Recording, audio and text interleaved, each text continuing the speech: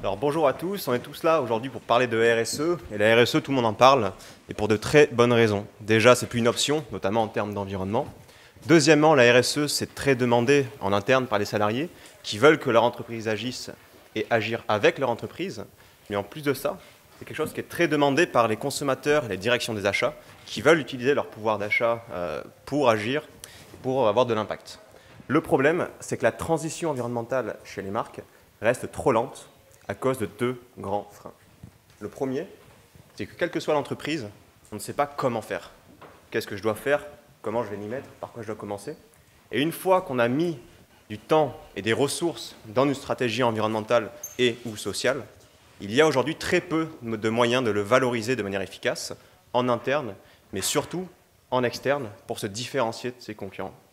ZEI a été pensé comme une solution tout en un qui intègre 4 grands volets pour résoudre ces deux freins de manière universelle et de manière gratuite. Alors comment ZEI fonctionne? Tout est basé sur un algorithme qui va utiliser différentes variables de l'entreprise comme ses produits ou services, sa taille, sa structure, ses caractéristiques, pour en déduire une feuille de route avec tous les indicateurs les plus importants pour son activité, priorisés par coefficient. L'entreprise sait par quoi elle doit commencer et qu'est-ce qu'elle doit faire pour réduire son impact.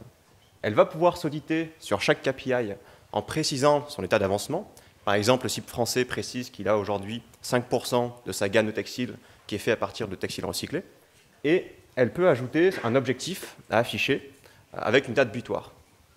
Ensuite, pour aider l'entreprise à avancer, elle a accès à un catalogue de centaines de prestataires, comme Pandobac que vous avez rencontré ce matin, ou Lemon Tree sur le recyclage, avec qui elle va pouvoir avancer et va pouvoir progresser sur sa feuille de route. Et surtout, une fois qu'elle est fière de sa stratégie, de ses engagements et de ses objectifs, elle va pouvoir le dévoiler et dévoiler ce profil public, soit en interne auprès de ses collaborateurs, soit en externe, en le partageant sur ses réseaux sociaux, en apparaissant dans des classements sectoriels qui permettent aux consommateurs de choisir sa banque ou son centre commercial, par exemple. On s'intègre maintenant à des applications de style Yuka pour que la note environnementale et sociale apparaisse au simple scan d'un QR code au moment de la décision d'achat. Et on se positionne comme un nouveau réseau social où ZEI s'intègre sur le site web d'une entreprise ou dans la signature des emails et n'importe quelle partie prenante accède en un clic à ce que fait la marque, ce qu'elle ne fait pas encore de manière transparente et honnête, ses objectifs et comment elle se différencie de ses concurrents. On n'a pas encore lancé officiellement cet outil, on travaille dessus depuis 2 ans et demi, mais sa gratuité nous a permis d'avoir déjà plus de 1000 entreprises, des grands comptes, des PME, des startups, et des centaines de prestataires, dont une bonne partie est affichée là. Et donc en général, quand on dit solution gratuite, on se demande comment est-ce que c'est financé. Principalement par un premium qui va permettre d'afficher des indicateurs sur son profil en plus, de manière déclarative, comme par exemple le pourcentage de femmes ou d'équité salariale sur son profil. Est-ce que je recrute avec des CV anonymes pour éviter les discriminations?